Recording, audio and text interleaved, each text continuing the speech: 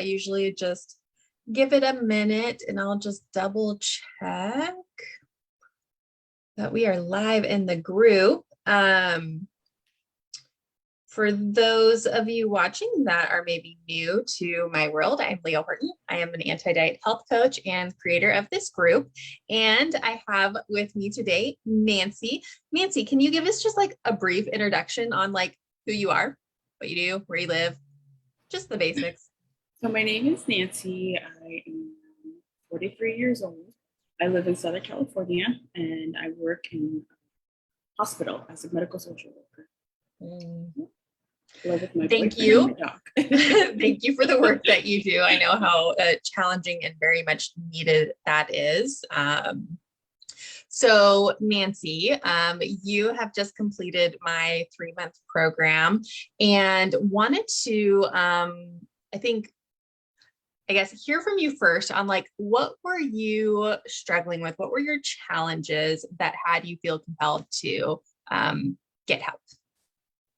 I think like trying to figure out like, did I have to diet? Do I have to lose weight? Do I accept my body for what it is? Am I overeating? Am I undereating? And just like trying to figure out what am I looking at when I look in the mirror? And it's so confusing because society says one thing, but then you get other messages saying you should accept who you are. So I was like, okay, what am I supposed to do? It's a very confusing world out there. Right. Like, do I follow this? Like, do I sweat it out every day? Or do I just say, this is who I am? Yeah. I remember like the main things that you had talked about were like, there was some emotional eating happening, some like overeating, a lot of, just confusion around like, should I be doing this or not? You weren't really in what I would call diet mindset when we really started. Right. It was just like this, like, I feel like this is this thing I keep being told that I should do. And it's like talking in my ear and I hear other people talking about it and it's very confusing, which I think is really fun because most of the people that come into my space are like in the throes of diet world stuff. So it was a little bit different for us, which was really cool. What were you hoping to get out of our time together? I think understanding what is it that I'm looking for? Like, how do I want to take care of myself? Is it, do I think that working out is good for me? Do I think, am I overeating or am I not? And just understanding, I'm honestly being really curious about what is anti-diet. Because like, that is not our society. Like you are the barrage of like before and after pictures I see on social media, constant like, diet pills and, like everybody doing these like hardcore like workouts that hour long. And, so I'm just like, where do I belong? Where do I fit in with this? Yeah. And so I think like this, like, it's really was just about accepting like where we are, wanting to feel better about ourselves, not constantly looking to other people for the answers. Right. I'm hearing that right. Yeah.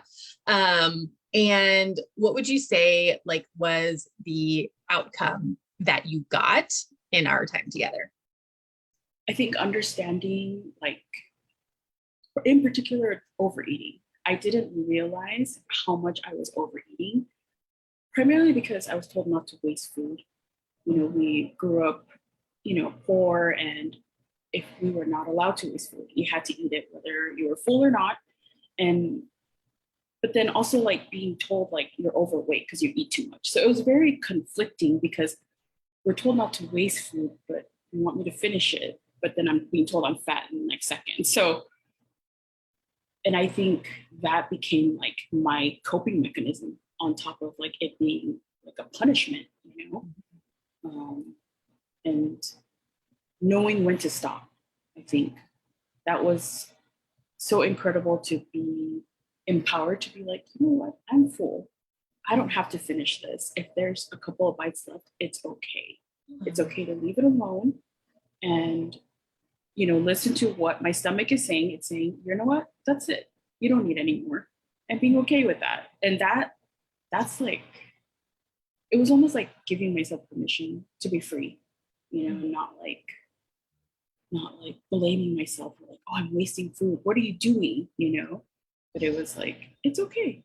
It's all right. And letting it go. Yeah.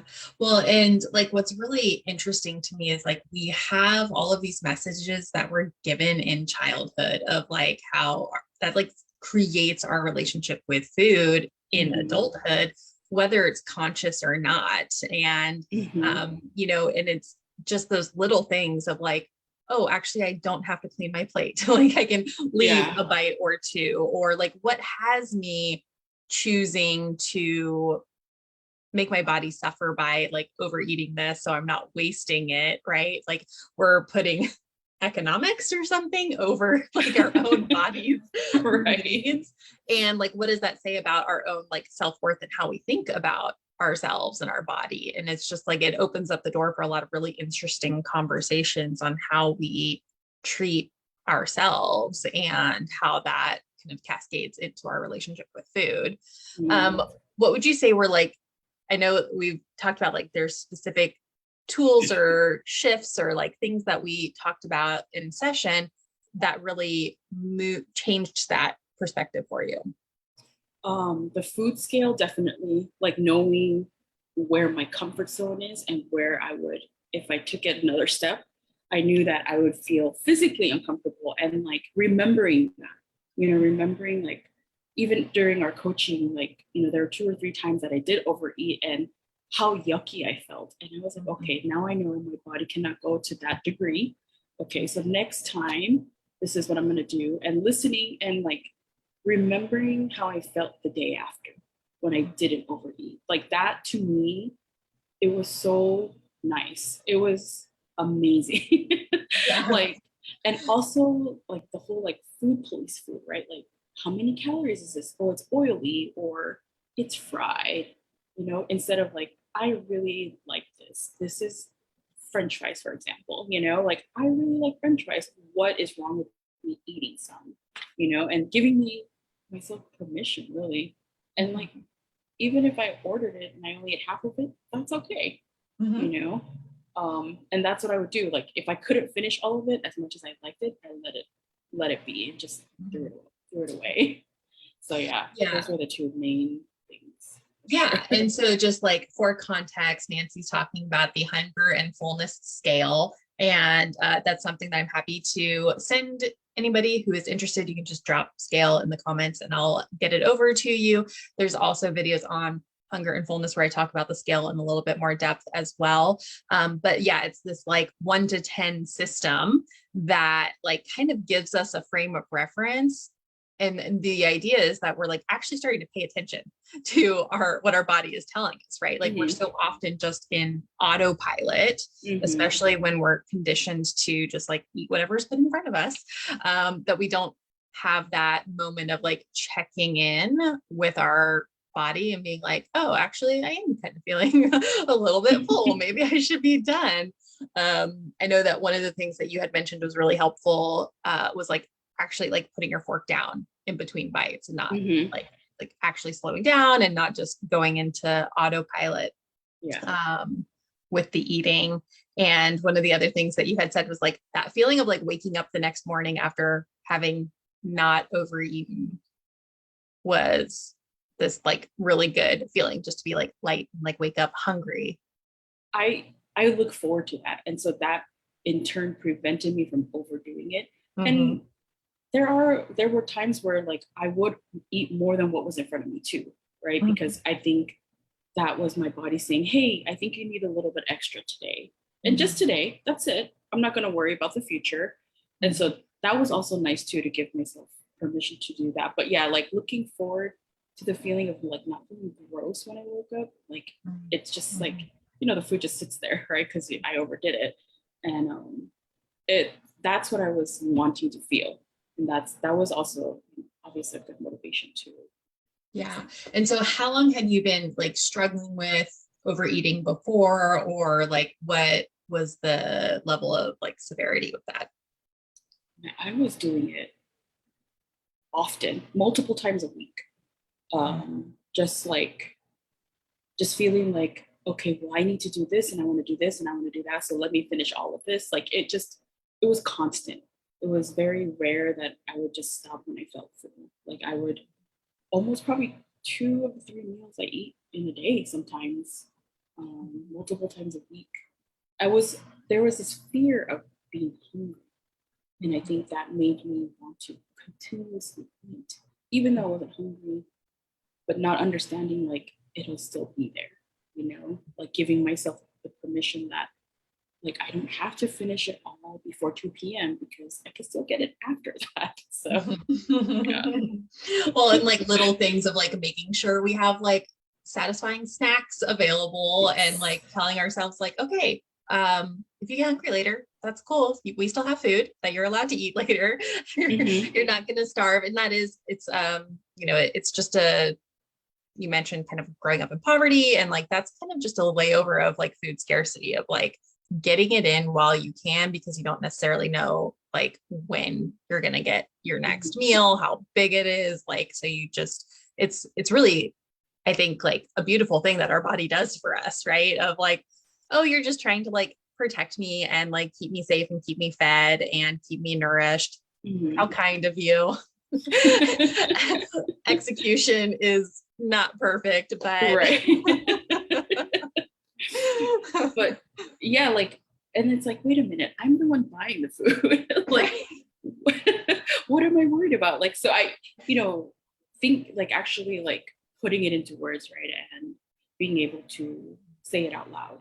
And like now it has words, it has meaning, instead of like, why do I do it? So yeah. Tell me about the food voices. Like which ones were like the ones that you heard the most beforehand? And like, what are you hearing now? Oh, like I was talking about earlier, like the police voice, like this has a lot of calories, it's fried, do you even know how many grams of sugar is in this, or why are you eating pasta? You don't need to eat pasta. A lot of those types of judgmental voices. But then, even though I still have those thoughts, it's like, okay, but I could still enjoy it. Maybe I don't eat all of it, and just understanding like this is the fuel that my body needs. And then also remembering like how we talked about like how certain foods make me feel a certain way. So like if the food doesn't make me feel good, I'm just not going to eat it again, And most of the time it's like unhealthy, stuff that I probably, like super greasy fast food or something. It makes me feel so yucky now. So now I'm like, okay, I'm done with it. I'm just not gonna, that's not what my body likes anymore. Instead of like, oh, I'm gonna finish all of it, because I bought it. So yeah. And it's like an easy decision to make, because we're like, oh, like this thing doesn't make me feel good. And why would I want to continue to keep choosing to do that? Right. It's like not connecting how my body feels and like what I felt when I was eating that food and remembering that. Like, yeah, it's like, oh, I don't want to feel that. And like the end result might be like the same of what diet culture promotes, of like, don't eat fast food, don't eat crap, right? But the intention, like the come from, is very different when it's like, it's not me choosing not to eat it because it's bad and unhealthy and gonna make me fat. It's, hey, this actually isn't something that is like serving my body right now, and it doesn't make me feel good.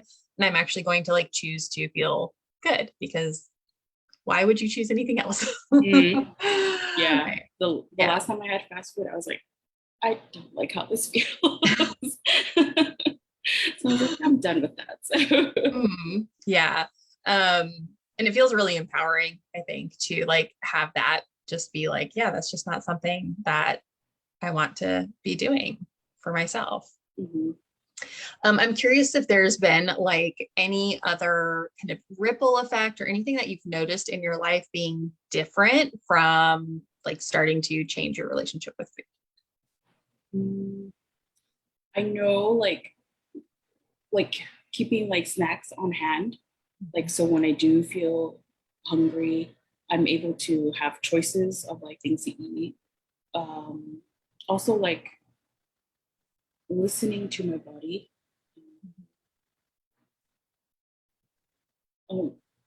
it is a lot of like talking and like being kind to myself, right? Like, hey, it's okay. You know, this is, if you need to eat a little bit extra for dinner, it's okay. That's what you needed today. You know, and like giving myself grace to be accepting, like, oh, your body is saying you don't need this, all of this tonight, so it's okay too. You know, and like literally giving myself permission. It's it in when you say it out loud, it sounds so simple, but it really wasn't, you know, because I didn't have like the vocabulary for it, you know. And so that is, I think that in itself, like having words to what I was feeling is very important. Yeah, and this is not something that we're taught, right? We're actually like trained into the opposite. We're trained into kind of bullying ourselves and being really hard on ourselves and constantly like pushing and striving to do more and be better. And that means like also losing weight and looking a certain way. And that voice in our head is what's dictating our actions, whether we like it or not. And so by starting to shift that inner dialogue, it can really have a big impact. And I don't know about, well, you're a social worker, so you're already really skilled at like being compassionate with other people. But like for me, when I started practicing positive self-talk for myself and being more compassionate, I found that I was also more compassionate with other people and more kind like to other people as well, and had, you know, less expectation of them and just willing to be like, okay, yeah, like you screwed up. Cool. What are we going to do about it? Or, you know, instead of being like, what are you doing? That's just an interesting side effect that I noticed. And I noticed like the opposite. Like I could be in a just snap of fingers, I could be compassionate to others. It was so easy, you know, to let to not forgive, but like to be understanding, you know, of how other people acted or responded. But like I was not doing that for myself at all. You know, I was very critical and, you know, like putting myself down, asking all those whys, you know, instead of like, why, you know, not why, but like asking myself why questions, right? Instead of, it's almost like interrogating myself, you know, instead of like, that's interesting, you know? Yeah. Yeah. Being curious instead of judgmental. And the whole like why question thing is like one of my favorite ninja things of like whenever you ask the question why, you're like immediately defensive. Somebody's like, why did you do that? Like you're like, I don't know, leave me alone. But if we are coming from just like curiosity and compassion, be like, hey, can you like help me understand what happened here? Or what had you do this thing? It's so much softer and easier. And like a lot of this stuff, this is like another kind of overflow thing of like, it's also just basic communication skills too, like with ourselves. And that can like also apply to how we interact with other people as well, which I think is fun. Was there anything about the coaching process that surprised you?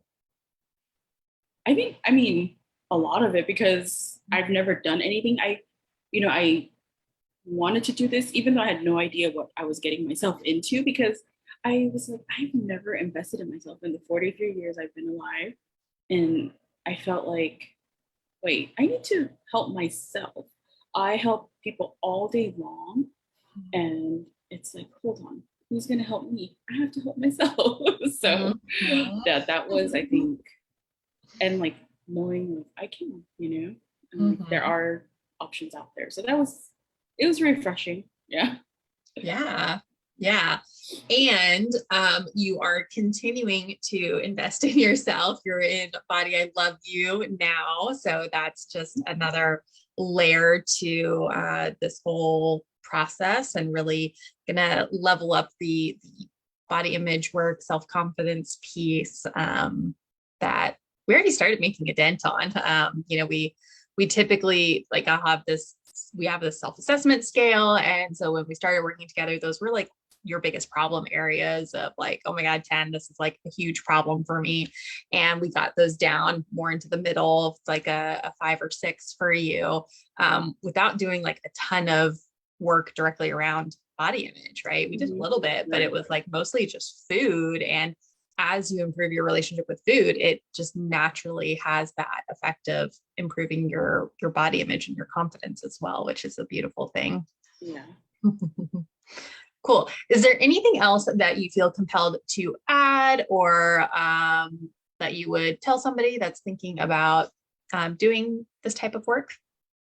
I think it's worth giving a chance. I really do. I think now that I understand like the food police, like the food scale, things like that, and listen to other people, like how they really punish themselves, like, oh, I'm on a diet, I'm only eating chicken and broccoli. Like, it's so sad, that like they have to, and I'm not in a good mood because I'm on a diet. Literally, like I have people say that. Like, oh boy, like instead of, it would just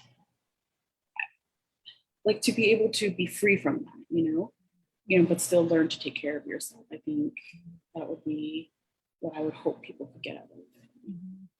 Yeah, it's interesting, like how much more you hear it and see it once you kind of like, oh, like you take the goggles off and you're like, whoa, it's everywhere. It and literally is everywhere. Yeah, it's everywhere. Yeah. It's hard to escape it. And I think that it allows us to just have more compassion for everybody, because we're all another body I love you concept. We're all swimming in the same fishbowl and we're all a product of the environment that we live in. And I think that my biggest thing is just to have people feel empowered to like actually question it. Like, is that really serving us? To be buying into diet culture? Is weight loss the answer? Like, no. Right. A lot of people think like I have to lose weight in order to love my body. And it's like, no, you have full access to loving your body today exactly as it is. And losing weight is not the thing that's going to change that. So for sure. It's pretty cool. Awesome. Nancy, thank you so much. This was great. And I look forward to continuing on with you in Body I Love You. Thank you. Thanks.